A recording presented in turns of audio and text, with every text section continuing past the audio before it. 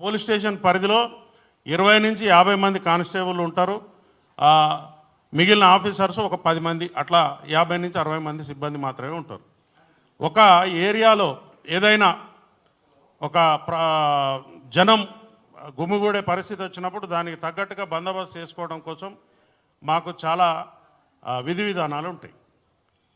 ఇప్పుడు నాకు అర్జెంటుగా ఉంది కాబట్టి, నాకు అర్జెన్సీ ఉంది కాబట్టి నాకు బందోబస్తు ఇవ్వండి, నేను ఒక 1,00,000 మందిని జమ చేసుకుంటా, 10,000 మందిని జమ చేసుకుంటా అంటే అప్పటికప్పుడు సాధ్యం కాని విషయం అది. దానికి ఒక ప్రొసీజర్ ఉంటుంది, ఆ ప్రొసీజర్ ప్రకారమే పోవాల్సి ఉంటుంది.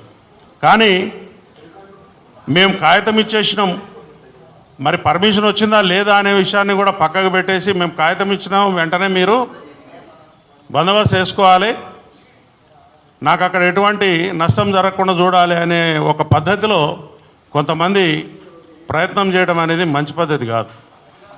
నేను ఈ ప్రెస్ మీట్ సందర్భంగా ముఖ్యంగా పోలీసులను నోటికొచ్చి మాటలు తిడతా ఉన్నారు ఒక్కొక్కడు.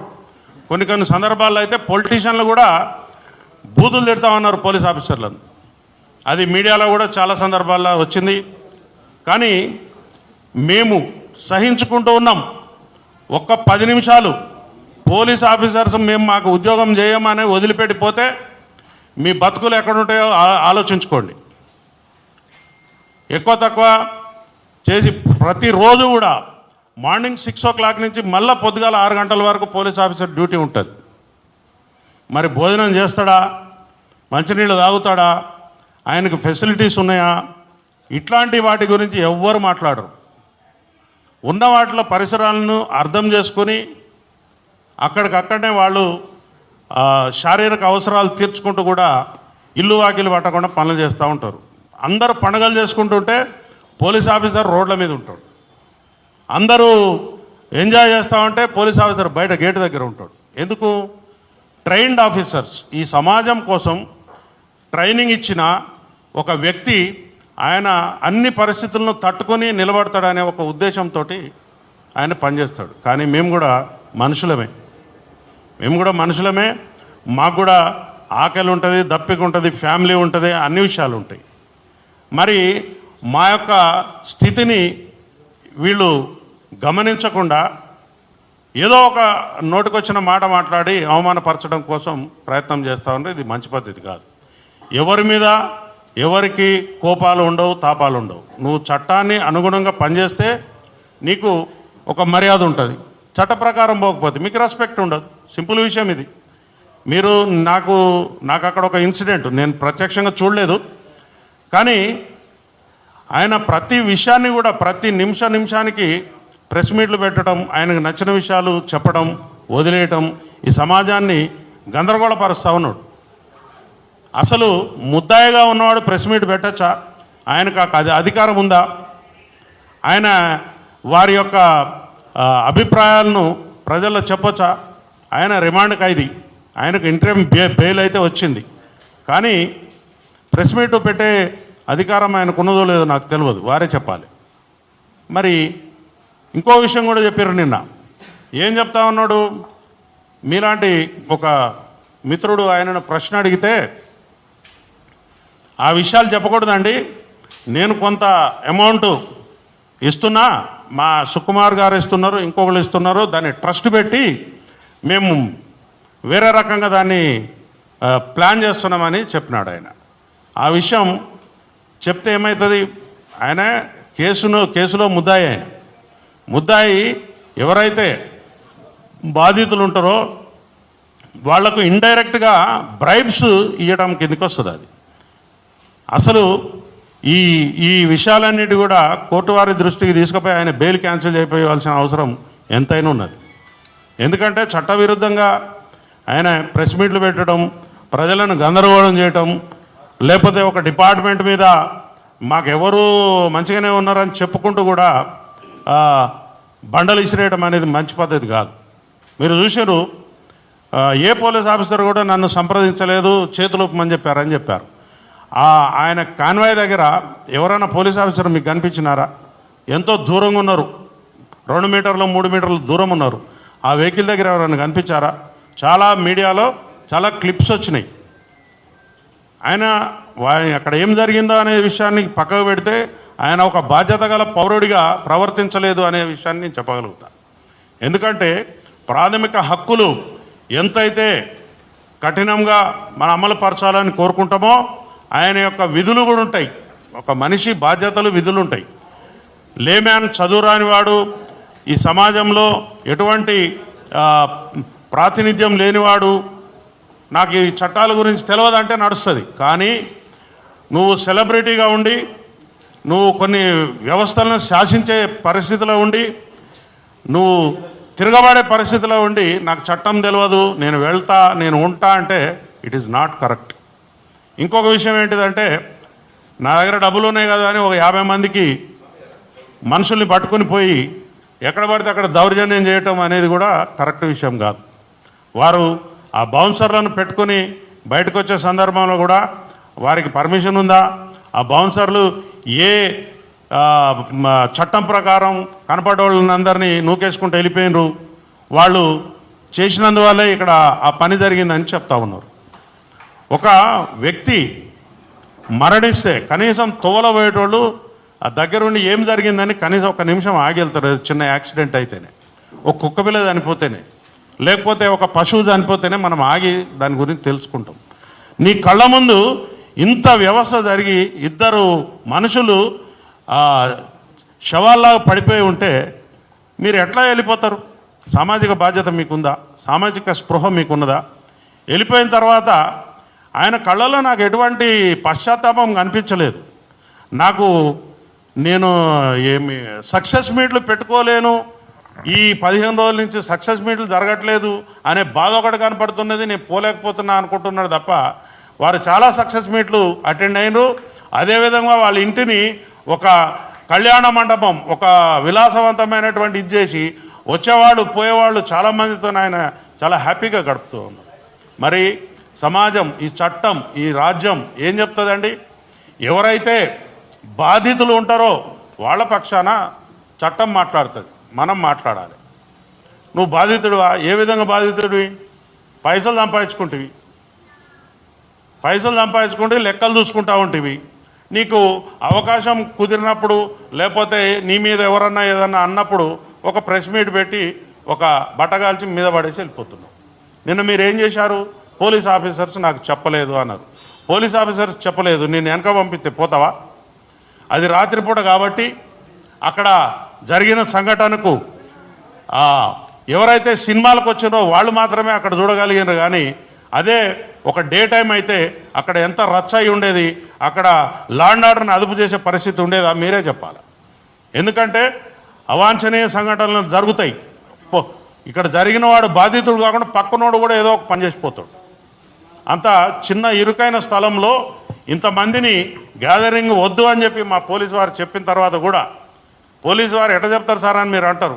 ఒక అప్లికేషన్ నా దగ్గరికి వస్తుంది, ఆ అప్లికేషన్ మీద నేను ఎటువంటి రెస్పాన్స్ ఇవ్వకపోతే దాని మీద మాకు పర్మిషన్ వచ్చిందా లేదా అని కాగితం మీద రాపించుకుని తీసుకుపోవాల్సినటువంటి బాధ్యత ఎవరైతే నిర్వాహకుడు ఉంటాడో అతనికి ఉంటుంది. సింపుల్ విషయాలు. మనం ఒకళ్ళ ఇంటికి పోతాం, తలుపు కొడతాం, తలుపు తీయలేదని చెప్పి చక్కగా ఇంట్లో పోయి కూర్చుంటామా? నేను తలుపు కొట్టిన సార్ చాలాసేపు అడిగినా అని. నీకు ఒక బాధ్యత ఉంది, రెస్పాన్సిబుల్. అది పబ్లిక్ ప్లేస్. నువ్వు బాధ్యత ఉన్నప్పుడు ఆ రెస్పాన్సిబిలిటీని భుజం మీద తీసుకోవాలి. నువ్వు తెలుసుకోవాలా, తెలియకపోతే తెలుసుకోవాలి. కానీ నీ సినిమాలలో కూడా ఏం పెడుతున్నావు? ఓ పోలీస్ ఆఫీసర్లను నంగా చేసి బట్టలు ఇప్పి ఆ ఆఫీసర్ల మీద నువ్వు తుపాకులు పెట్టుడు, లేకపోతే ఇంకో రకంగా ఇంకో నీచమైనటువంటి ఇచ్చేసినావు. అసలు ఈ సెన్సార్ వాళ్ళు ఏ రకంగా ఈ పర్మిషన్లు ఇస్తున్నారో అర్థమవుతలేదు.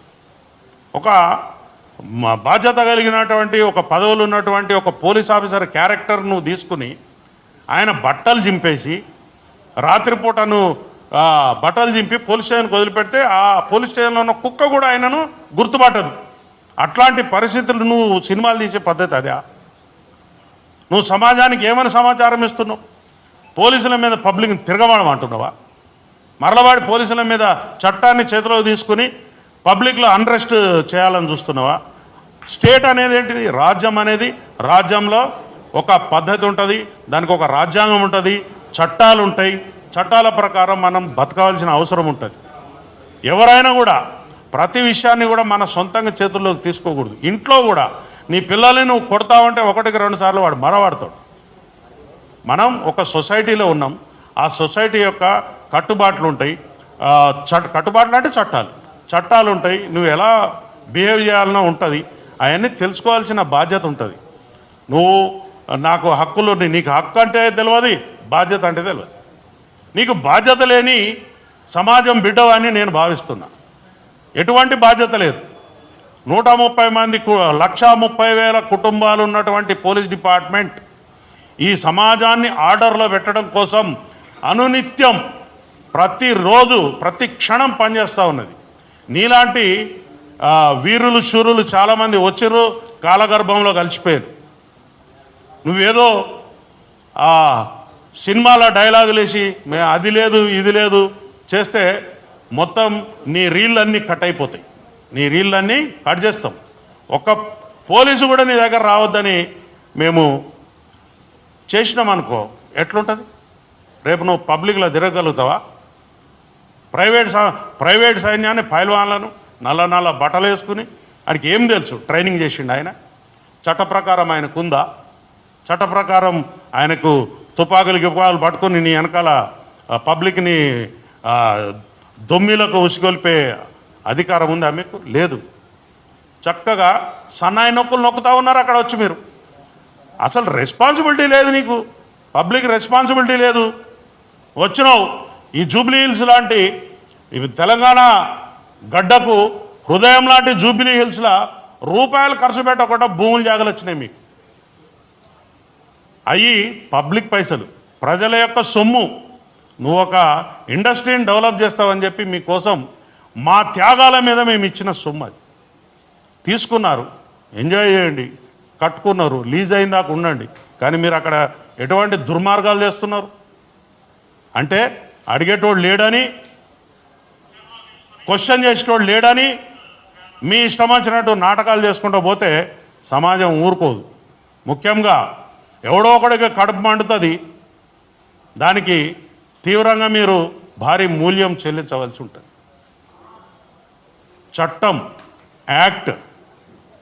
చట్టం తెలుసుకుని చట్టాన్ని గౌరవిస్తూ చట్ట పరిధిలో నువ్వు ఉంటేనే ఈ దేశంలో పౌరుడవుతావు. లేకపోతే ఈ రాజ్యంలో నీకు ఎటువంటి స్థానం ఉండదు. నాకు కొమ్ములు ఉన్నాయి, లేకపోతే నాకు అపరిమితమైనటువంటి పవర్స్ ఉన్నాయి, నాకు తుపాకులు ఉన్నాయి, కత్తులు ఉన్నాయి, కటార్లు ఉన్నాయి అంటే ఏం జరిగింది? మొన్న మీ సోదర సభ్యులకు ఇచ్చిన తుపాకులు వాపసు గుంజుకున్నారు. పబ్లిక్ అన్రెస్ట్ అయితే ఏమైంది? మీకు పారిపోవాల్సిన పరిస్థితి వచ్చింది. మీరు చక్కగా ఉన్నారు, మీరు కోర్టు తలుపు తట్టారు, మీరు కోర్టు యొక్క నిబంధనలను తూచా తప్పకుండా పాటిస్తూ మీరు చట్టబద్ధమైనటువంటి జీవితాన్ని గడిపితే ఎవరికి అభ్యంతరం లేదు. పొద్దున్న లేచి టీవీ పెట్టంగానే వాడిని తిట్టాడు, వీడిని తిట్టాడు, ఏంటిదండి ఇది? What is this? We are in the society. నువ్వు ఏమనుకుంటున్నావు? నీ పైల్వాన్గిరి ఎవడి ముందు చూపిస్తున్నావు? నీ ఇంట్లో నీ కాంపౌండ్ లోపల చూపించాలి. ఎట్లా మీరు చట్ట పరిధిలో ఉన్నటువంటి అంశాల మీద స్పందిస్తారు? ఎట్లా మీరు ఇది కాదు అని చెప్తారు? మీ దగ్గర ఏమి ఏజెన్సీ ఉంది? ఈరోజు డెమోక్రసీకి దేవాలయం లాంటి మన అసెంబ్లీలో ఒక వ్యక్తి ఒక చిన్న కేసు గురించి 1 గంట ప్రజా ధనం వృధా అయిందనంటే మీరు ఈ రాష్ట్రాన్ని ఏ స్థాయిలో ఇబ్బంది పెడుతున్నారో అర్థం చేసుకోండి. అన్ని పనులు విడిచిపెట్టుకుని ఇట్లాంటిది ఒక కామన్ కేసు. అది నువ్వు చట్టపరంగా నువ్వు నిర్దోషి అయితే ముద్దాయి ఉన్నావు, నీకు ప్రొసీడింగ్స్ ఉంటాయి, దాని ప్రకారంగా నువ్వు వెళ్ళాలి, లా ప్రకారంగా నడుచుకోవాలి, తీపించుకోవాలి నీ మీద కేసు లేని ఉంటే. కానీ నువ్వు ఇట్లా పబ్లిక్లో రచ్చరచ్చ చేసి నేను డబ్బులు ఇస్తున్నా, ఎవడికి కావాలా నీ ముష్టి? ఎవడికి కావాలి నీ ముష్టి? నువ్వు 10 కోట్లు ఇచ్చి 50 కోట్లు ఇచ్చి 100 కోట్లు ఇచ్చినా పోయిన ప్రాణాన్ని తిరిగి తీసుకురాగలుగుతావా? మళ్ళీ ఒక్కొక్కడు సన్నాయి నొక్కులు నొక్కుతా ఉన్నారు. పోలీసు వాళ్ళు మంచిగా ఉన్నంతసేపు మంచిగా ఉంటారు, మాకు కానీ కష్టం కలిగి మమ్మల్ని కానీ తీవ్రమైనటువంటి మీ పదజాలంతో ఇబ్బంది పెట్టినంటే మాత్రం ఎక్కడెక్కడ ఏమేం కట్ చేయాలని అన్ని కట్ చేస్తాం. Be careful my dear friends.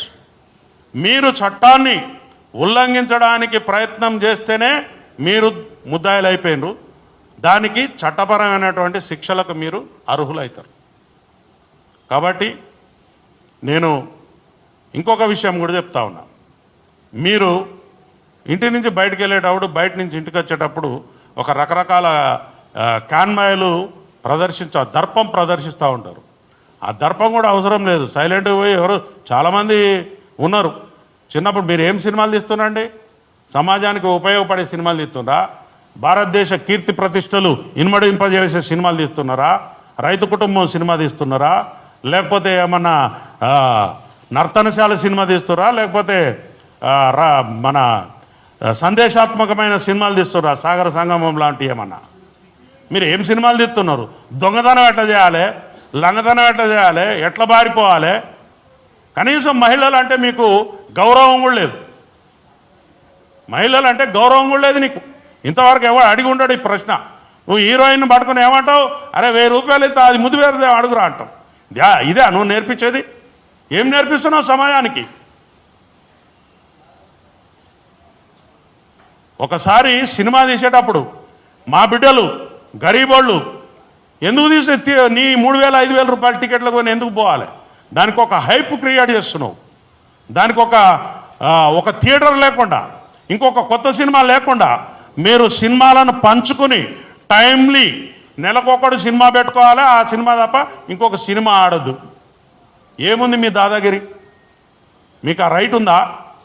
ఒక ఉపాయం ప్రకారం నీ సినిమా తప్ప ఇంకొక సినిమా లేకుండా చేసి ప్రజలను ఆ సినిమానే ఖచ్చితంగా చూసేలా మీరు మలుపుతూ ఉన్నారు. ఒక కెనాల్ వాటర్ పోతుంటే ఏ పంట పొలంలోకి మలపాలనో రైతుకు తెలిసిన లాగా మీరు దీన్ని పండించుకుంటున్నారు. సినిమా టాకీస్లా రేట్లు 100 రూపాయలు, 50 రూపాయలు, 20 రూపాయలు ఉంటుండే.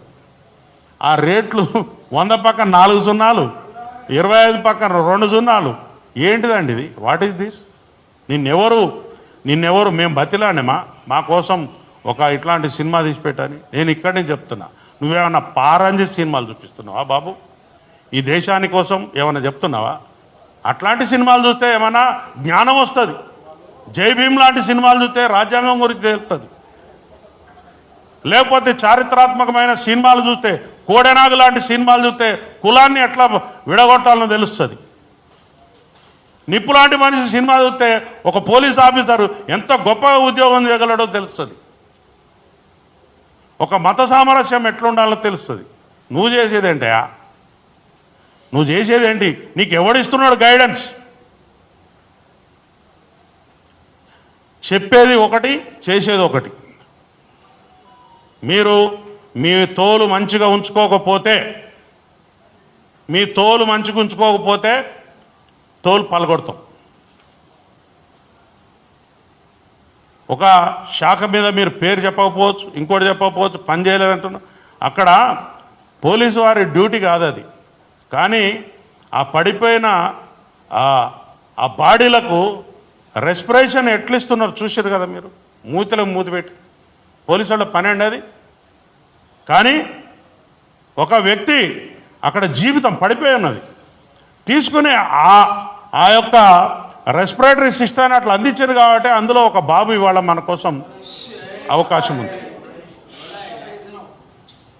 సో మై ఫ్రెండ్స్, దయచేసి నేను ఈ పత్రికా ముఖంగా, మీడియా ముఖంగా నేను మన వాళ్ళకి చెప్పేది ఏంటిదంటే, ఒక గొప్ప సందేశాత్మకమైనటువంటి సినిమాలను మనం ప్రోత్సహిద్దాం.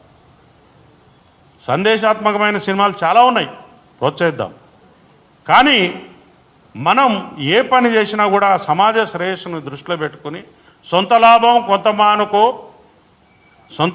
కొంత మానుకో పొరుగు వారి కోసం పాటుపడబోయని చెప్పినారు మన కవులు. అది చదువుకోండి, నేర్చుకో, సబ్జెక్టు నేర్చుకో. నువ్వు గొప్పగా, నీకు హావభావాలు ప్రకటించడం రాదు, నటించడం రాదు, చచ్చిపోయిన మనిషి గురించి చెప్పడం నీకు అంతకంటే రాదు. నువ్వు ఎట్లా నటును అయినవా నాకు అర్థం కాదు. చెప్పు. నువ్వు చెప్తున్నావు అరే ఇది అదే, నాకు పైసలు రాలేదు, నా సినిమా డుమ్ అన్నది, ఇజ్జత్ మొత్తం పోయింది.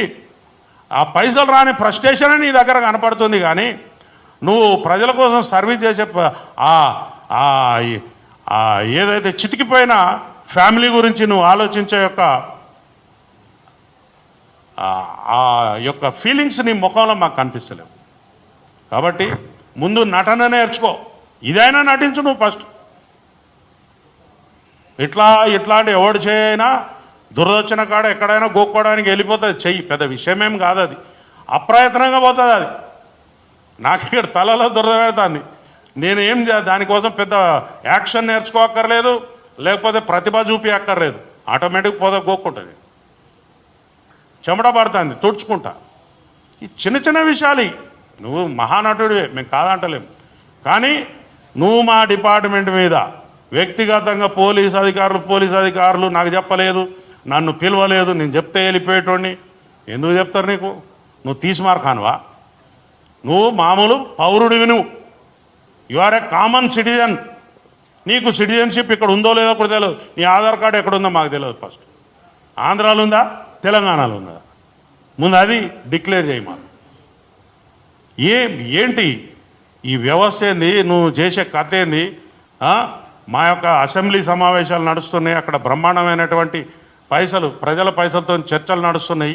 నీ రామాయణమేంద్రా బాబు మాది ఇక్కడ. ఇది ఏంటిది? ఇక్కడ గంట సమయం, ఈజ్ ఎ వాల్యుబుల్ టైం. ఒక నిమిషానికి 2 లక్షలు 3 లక్షలు ఖర్చు అవుతాయి. గంట సమయం పోయింది మా అసెంబ్లీ. ఏమంటావు? అసలు నీ గురించి మేమెందుకు ఇక్కడ బాధపడాలి? పిచ్చి పిచ్చిగా. నీకు ఈ తెలంగాణ సమాజం చాలా మంచిది, సౌమ్యులు, ఎవరినైనా ఆదరిస్తారు. కాబట్టి మీరు ఇంకా ఇక్కడ నాటకాలు తెస్తా ఉన్నారు. కాబట్టి నేను ఒక మంచి సందేశాన్ని, ఒక సున్నితంగా మిమ్మల్ని హెచ్చరించడం కోసమే నేను ఇక్కడ వచ్చిన. మా యొక్క కుటుంబాలు 1,30,000 మంది పోలీస్ ఆఫీసర్స్, వాళ్ళ ఫ్యామిలీస్ ఒక్కసారి అడ్డం తిరిగితే ఏం జరుగుతుందో మీకు తెలియదు. కాబట్టి నేను చెప్తున్నా, పోలీసు వారి మీద నోరు బారేసుకోవడం బంద్ చేయి. మా ఇన్వెస్టిగేషన్ చక్కగా లేదు, మేము సరైన సెక్షన్లు పెట్టలేదు. There is a platform. నువ్వు చక్కగా పో, చట్టం దగ్గర పో. వీళ్ళు సరి అయినటువంటి నా మీద అభియోగాలు పెట్టలేదు కాబట్టి దాన్ని రద్దు చేయించుకో. రద్దు చేయించుకున్న తర్వాత నీకు ఇంకా బాగా కసి కోపం ఉంటే వారి మీద డిఫేమేషన్ సూటి. కానీ అడ్డదిడ్డంగా పోలీస్ అధికారుల జోలికి వస్తే మాత్రం ఇందాక నేను చెప్పినట్టు కట్ అయిపోతుంది.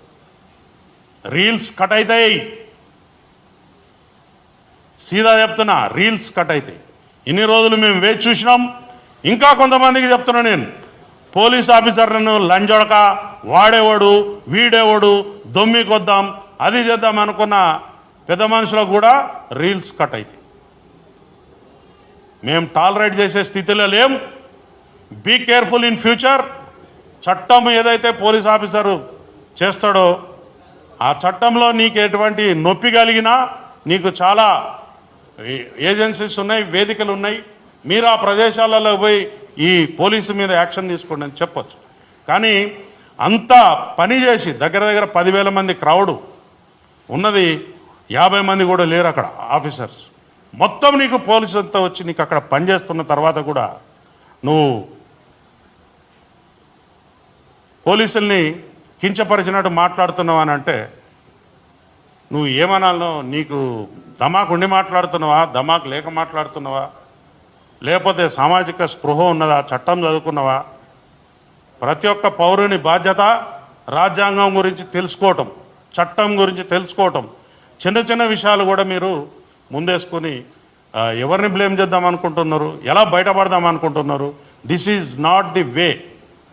నువ్వు ఎవరినో బదనాం చేసి బయటపడాలనుకునేది తప్పు. నువ్వు చేసింది తప్ప రైటా అనేది కూడా నేను చెప్పాను. ఎందుకంటే నీ విజ్ఞతకు వదిలేస్తా. నీ దగ్గర ఉన్న చట్టాన్ని నడిపించే న్యాయవాదులు మీ దగ్గర ఉన్నారు, వారు చెప్తారు నువ్వు. అంతేగాని కోర్టు ఏం చెప్పింది? కోర్టు విషయాలు నేను మాట్లాడకూడదు. కానీ ఏం చెప్పింది? నీ కోర్టు కేసు తీసేసిందా? తీసేస్తే మరి మంచిగా హ్యాపీగా తిరుగు. తీసేసిందాక మాత్రం నువ్వు ముద్దాయివే కదా. ముద్దాయి ఏం చేయాలి? నీకు రెగ్యులర్ బెయిల్ కూడా కాదు, అది ఇంట్రీమ్ బెయిల్. నువ్వు దాన్ని చూసుకుని నాకు అంత స్వేచ్ఛ వచ్చేసింది అనుకోవద్దు. You are under the clutches of law. చట్టాన్ని నువ్వు ఖచ్చితంగా పాటించవలసినదే. చట్టాన్ని పాటించకపోతే జైలు ఊసల వెనక ఉండాల్సిందే. అది చట్టం. మీరేమన్నా మాకు చుట్టమా? మీరేమన్నా మాకు శత్రువా? మీరేమన్నా మాకు లేకపోతే పాలోడా పగోడా? ఏమున్నది మీతో మాకు? కాబట్టి మీ అనుభవం, మీకు 22 సంవత్సరాల అనుభవం ఉంది, 30 ఏళ్ళ అనుభవం ఉంది, మాకు అవసరం లేదు. కానీ మీరు చట్టాన్ని మాత్రం ఖచ్చితంగా గౌరవించాల్సిందే.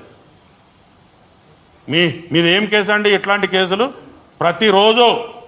ప్రతిరోజు పదుల సంఖ్యలో రిపోర్ట్ అవుతాయి. You are one of the accused. ఇట్లాంటి కేసులో నువ్వు ఒక నేరస్తునివి మాత్రమే. మరి చట్టం గురించి రకరకాల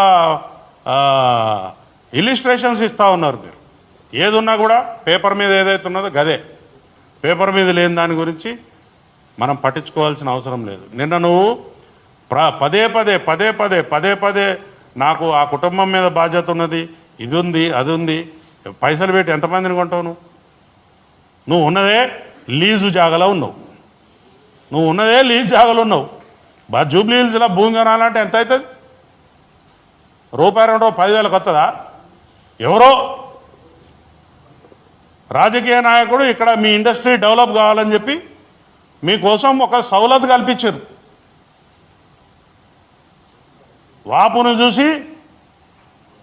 చూసి బలమని పొంగిపోదు. మీకు అంతా వాపే. అది ఎప్పుడు పోతుందో ఆ గాడుపు పోతుంది. పబ్లిక్ తీసి పడేస్తారు. ఆల్రెడీ సగం తీసేసిండ్రు, మిగిలింది కూడా పోతుంది. దయచేసి మా కుటుంబాల నుంచి ప్రతినిధిగా నేను మాట్లాడుతున్నా. పోలీసు వారిని కించపరిచేలాగా కానీ, అవమానించేలాగా కానీ, లేకపోతే బెదిరించేలాగా కానీ ఎవరైనా ప్రవర్తన చేస్తే మాత్రం అది మీ బొంద మీరే దవ్వుకున్నట్టు అవుతుంది. ఈసారి నుంచి ఉపేక్షించేది లేదు. చట్టపరంగా ముంగడిపోతాం, న్యాయపరంగా ముంగడిపోతాం. ప్రజలలో కూడా తీసుకుపోయి మీ బట్టలు కూడా తీపిస్తాం. పబ్లిక్లో కూడా పోయి ఊరూరికి మీటింగులు పెట్టి మీ బట్టలు కూడా తీపిస్తాం. Be careful. Thank you very much. Thank you. ఒక పోలీస్ ఆఫీసర్గా మా యొక్క ఆత్మస్థైర్యాన్ని దెబ్బతీస్తూ మా కుటుంబాలను వేధింపులకు గురి చేస్తున్నటువంటి ప్రశ్నలు ఇవి. Yes, not union, this is association. Our family members are suffering a lot by hearing this, watching this TV channels. ప్రతిరోజు చెప్పండి అమ్మా.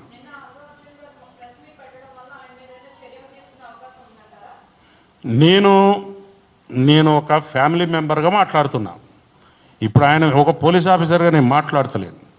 మా ఫ్యామిలీసు మా యొక్క ఆత్మస్థైర్యాన్ని దెబ్బతీస్తూ మా యొక్క కుటుంబాలను డిఫెన్స్లో పెడుతున్నాడు ఈయన మాటలు. ఆయన తీసిన సినిమా ఏంటిదండి? ఒక సీనియర్ పోలీస్ ఆఫీసర్ని తీసుకుపోయి రాత్రిపూట మందు తాగిపించి లక్షల రూపాయలు ఇచ్చి బట్టలన్నీ ఉడదీసి వస్తే పోలీస్ స్టేషన్కి వస్తే ఆయన కుక్క కూడా గుర్తుపట్టదు ఆయనను. అటువంటి సమాజాన్ని సృష్టించాలని నేను అనుకుంటుండా, లేకపోతే స్మగ్లర్ల చేతిలో పోలీసు వాళ్ళ బట్టలు ఇప్పియాలని నేను చూపిస్తున్నాడా? అది మా క్వశ్చన్. ఆయన చట్టపరంగా పోవడానికి నాకు ఎటువంటి అభ్యంతరం లేదు. As a citizen of India is having every right to approach anywhere. మేము ఆ సినిమా వచ్చి కూడా ఇవ్వాలి కాదు, దాదాపు 2 ఏళ్ళు అయిందో, 3 ఏళ్ళు అయిందో, 4 ఏళ్ళు అయిందో, నాకు ఎవరో చెప్తే విన్నా నేను. కానీ ఒక వ్యక్తిని కానీ, ఒక సంస్థను కానీ, ఒక సమాజాన్ని కానీ హ్యూమిలియేట్ చేయటం అనేది చాలా దుశ్చర్య. నువ్వు ఈ సమాజంలో బతికే మనిషిగా నీకు ఎటువంటి రైట్ లేదు, ఎటువంటి రైట్ లేదు. సినిమా కూడా ఎంటర్టైన్మెంట్, ఐ లవ్ ఇట్, ఎంటర్టైన్మెంటే. కానీ నువ్వు ఎంటర్టైన్మెంట్ ఎక్కడ దాకా ఉండాలి? నిన్ను పిలుసా రా తమ్మి అని ఇట్లా అంట, జబ్బమే చేస్తా, ఇట్ ఈజ్ అన్ ఎంటర్టైన్మెంట్. ఇటు రా అని ఈ మీద ఒకటి బీకితే అది ఎంటర్టైన్మెంట్ అవుతుందా? అది అటాక్ అవుతుంది. అవును, నేను అడుగుతున్నా కదా, అదే అడుగుతున్నా. ఇప్పుడు నేనేమంటున్నా, సెన్సార్డ్ బోర్డు చర్యలు తీసుకున్నదనే అడుగుతున్నా నేను. వాళ్ళు ఇవ్వద్దు, వీళ్ళకు ఇవ్వద్దనే అడుగుతున్నా. మీట్లో ఉన్నా, ప్రెస్ మీట్లో ఉన్నా, మళ్ళీ చేస్తా. అమ్మా, నేను ఒక విషయాన్ని మీకు చెప్తున్నా. నేషనల్ అవార్డు రావచ్చు, ఇంటర్నేషనల్ అవార్డు రావచ్చు, లేకపోతే ఆయనకి రకరకాల రావచ్చు. మీరు ఆ మాట అన్నారు కాబట్టి చెప్తున్నాను. కరెక్టే సార్, నేనేమంటలేను. పోలీసు వాళ్ళను బట్టలు ఇప్పి తన్నినందుకు నేషనల్ అవార్డు ఇచ్చిరు ఆయనకి. అందులో ఇది ఒకటి ఉంది కదా. మరి నేనేమనుకుంటున్నా, మేము ఆ సినిమాను చూడలేదు, నాకు ఇప్పుడే తెలిసింది అది విషయం. రాత్రి ఎవరు అంటే ఇట్లా బట్టలు ఇప్పిండు పోలీస్ ఆఫీసర్స్ అని అంటే అవునా అని నేను అది కోట్ చేసిన. ఎవరు ఆయన బాజాబ్తాగా ఏం పిటిషన్ వేసినా చూడండి అక్కడ. లేలే, కోర్టులో వారు ఏమని సమర్పిస్తున్నారు వాళ్ళు? పోలీసులదే మాకేం సంబంధం లేదు, కనీసం నన్ను చూడటానికే వాళ్ళు పోలీసు వాళ్ళు. ఒక మాట చెప్పండి, పోలీస్ ఆఫీసర్ చెప్తున్నాడు కదా, వాళ్ళు ఏమని చెప్తారు? ఇది ఒక accident. How can you judge? మీరు జడ్జి కాదు కదా. ఇట్ ఈజ్, అది ఎక్కడుంది? ఎవరు తేల్చాలి? కోర్టు తేల్చాలి. మీరేమని చెప్పాలా? నేను ముద్దాయిని, నాకు ఈ కేసుకి ఎటువంటి సంబంధం లేదని కోర్టు చెప్పుకోవాలి. You are not suppose to express your views before the media. ఉంటుంది, ఎందుకు ఉండదు? అమ్మా,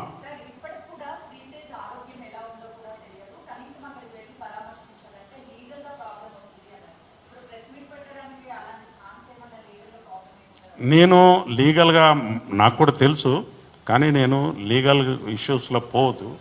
నేను నా ఆవేదన, మా కుటుంబాల యొక్క, మా పిల్లల యొక్క అంతరార్థాన్ని నేను మీ ముందు చెప్పడానికి వచ్చాను. ఎవ్వరూ ఆఫీసరు సాహసిస్తలేరు. తిట్లు తింటున్నారు, నోరు మూసుకుంటారు, పోతున్నారు, అయిపోయింది. పోయి సీనియర్ ఆఫీసర్లు చెప్పుకుంటే ఈ పోన్లే బాబు అని పెద్ద మనసుతోని మా ఆఫీసర్లు కూడా చిన్న చిన్న విషయాలు వివాదాలు పోదండి. చెప్పండి. అవును, ఆయన కోర్టు పర్మిషన్ ఉండాలి దానికి.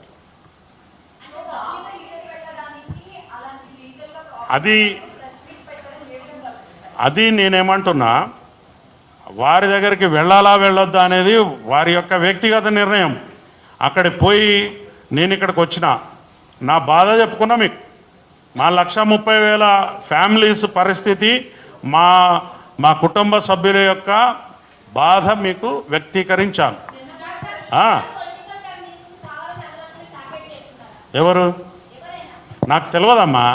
Just I'm talking, I'm confined at my family level.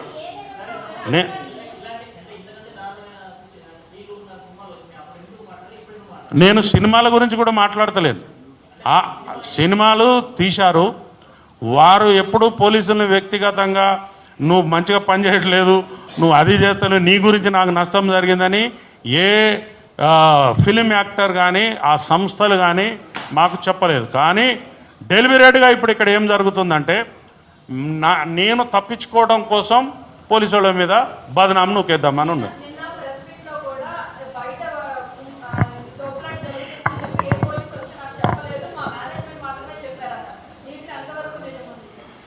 నేను ఆ విషయాల నిజానిజాల కంటే మేనేజ్మెంట్ అనేవాడు, నేను నా ఇంటికి ఒక పెద్ద అతిథి వస్తారు, వచ్చినప్పుడు ఆయన నువ్వు ఈ సోఫాలో కూర్చొని టీవీ చూడని నేను బయటికి I can't go out side.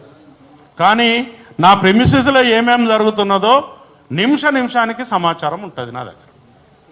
Sir ఇట్లా జరిగింది, స్టాంపేడ్ అయింది, మనోళ్ళు బౌన్సర్లు కొంతమందిని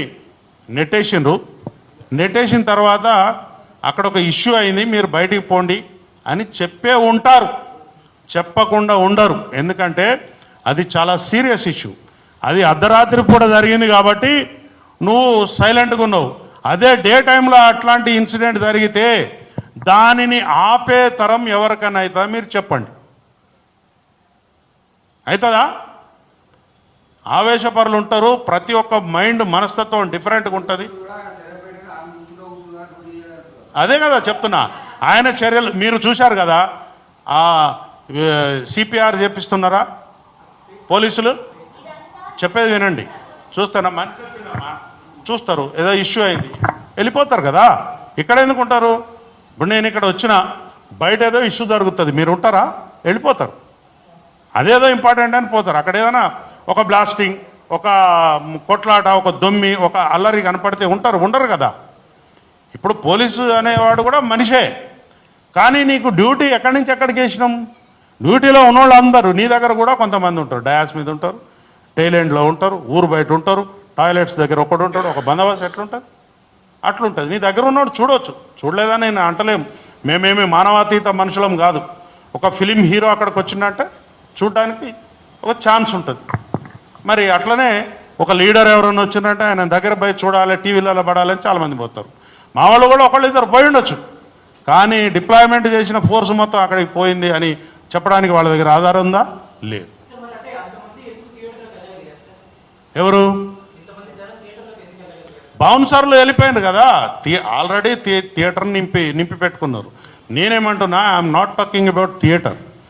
బయట ఏదైతే ప్రదేశం ఉన్నదో అది పబ్లిక్ గ్యాదరింగ్కి అనువుగా లేదు అనే విషయాన్ని ఆ కన్సర్న్ పోలీసు వారికి చెప్పిన తర్వాత కూడా నేను 10 అడుగుల దూరమే జులూస్ తీస్తా, 5 అడుగుల దూరమే జులూస్ తీస్తా అంటే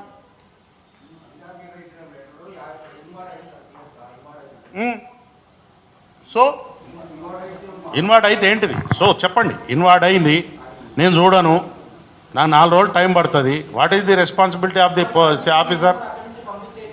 ఎట్లా పంపుతారు? చెప్పేది వినండి. ఆల్రెడీ నువ్వు పబ్లిక్ గ్యాదరింగ్లోకి వచ్చేసినావు, నీ చుట్టూ ఒక 5,000 మంది ఉంటారు, నా దగ్గర ఉన్నది 20 మంది 30 మంది స్టాఫు. నేను 20 మందితో నేను 5,000 మందిని కంట్రోల్ చేయగలుగుతానా?